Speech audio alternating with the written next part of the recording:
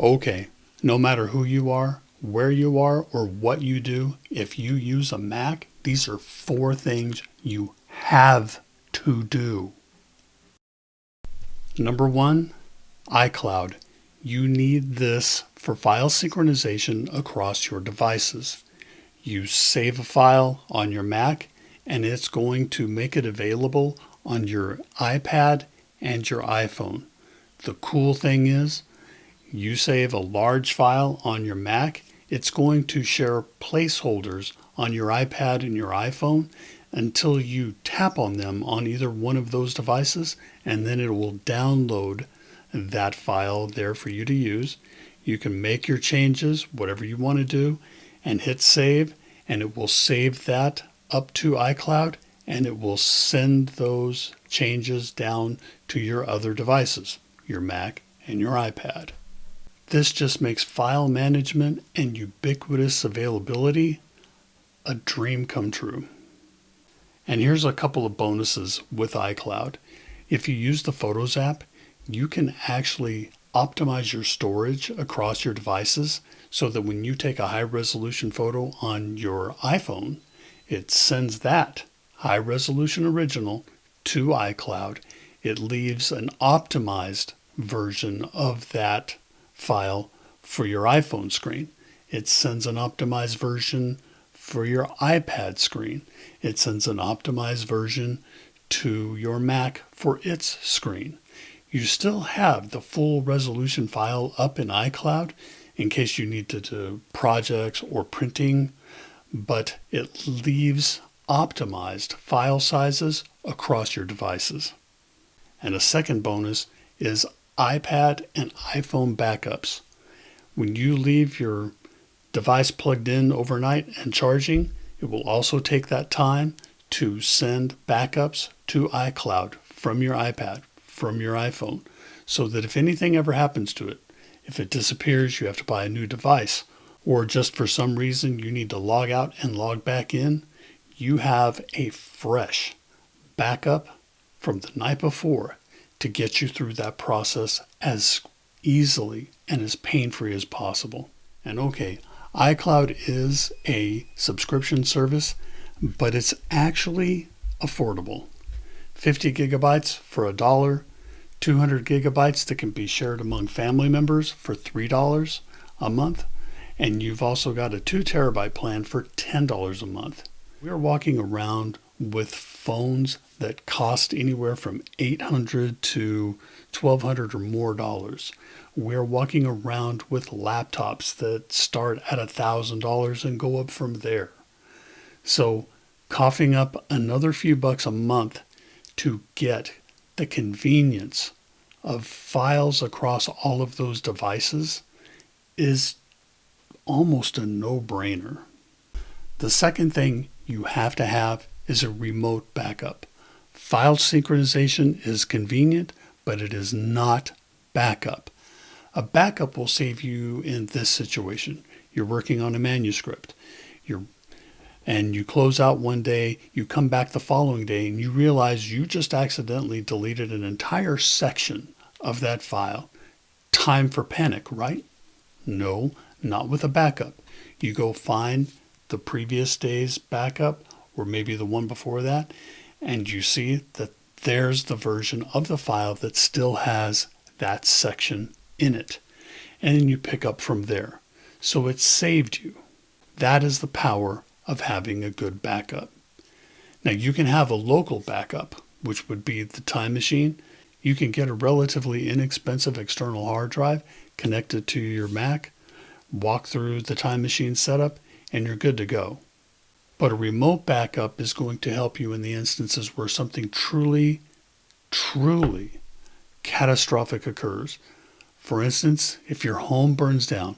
Now I hope it doesn't, but if it ever does, chances are your computer and your backup are going to perish in that fire. At that point, you would get new computing equipment, and then you would actually go to the remote backup service and download all of your precious data again. That is the power of a remote backup. You don't know you need it until you need it. So go ahead, pay that insurance up front, and be ready for whatever. The peace of mind it gives you will be priceless. The third thing you need is a password manager. Whether you're using a paid service like 1Password, Dashlane, or if you just use the Apple Passwords app, make sure you do that. Now, a lot of people have a hard time with password managers because they're not used to not knowing their passwords. And I understand that anxiety. But you don't need to know the passwords. You just need to know the tool that manages those passwords for you. And if you're worried about security, the security that is in place for all of these services is nearly bulletproof. It really is something that you can have extreme peace of mind and have confidence that you are actually safe.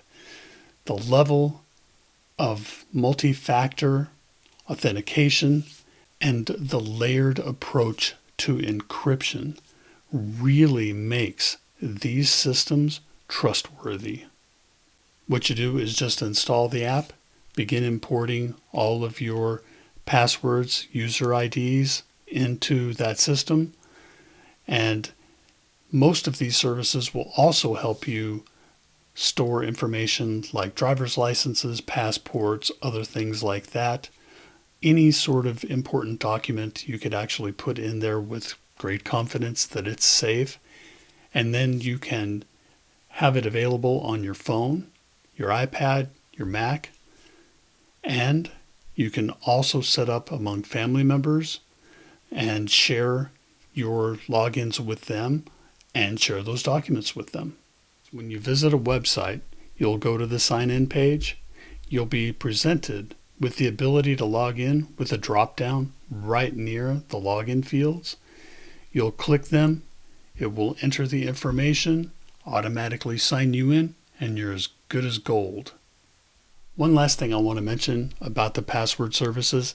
Pay attention to your emergency kit or whatever they call the critical information they're going to give you. A lot of times you're going to have your user ID, you're going to have a master password, and then you're going to have what amounts to a secret key. And this is the element that influences the encryption. So these are the things that are going to make your data up on the password services servers bulletproof. So that means you need to keep that information in a very safe location.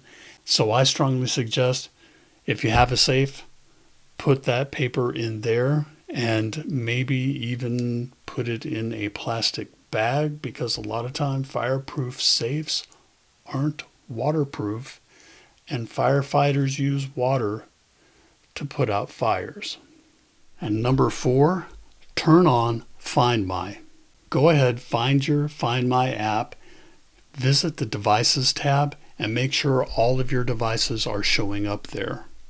If Find My is off in any of your devices, just head over to the Settings app, go to the Apple account, and then look for the Find My. And make sure that each device is enabled in there. This service is every bit as good as having an AirTag in any of your devices. You can track it in Find My. You can see where it is. That information can also be shared with family members so that if you ever lose your device, you have multiple ways to find it. Also, when it comes to theft and loss protection in AppleCare Plus, you need to have Find My enabled so that the last known location can be verified. And once that is verified, Apple is going to arrange express shipping of a replacement device.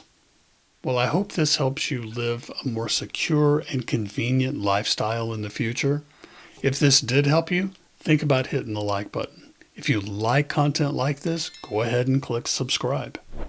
And down in the comments, let me know which of these strategies you already employ, or maybe even tell me the 1 or 2 that you've been putting off.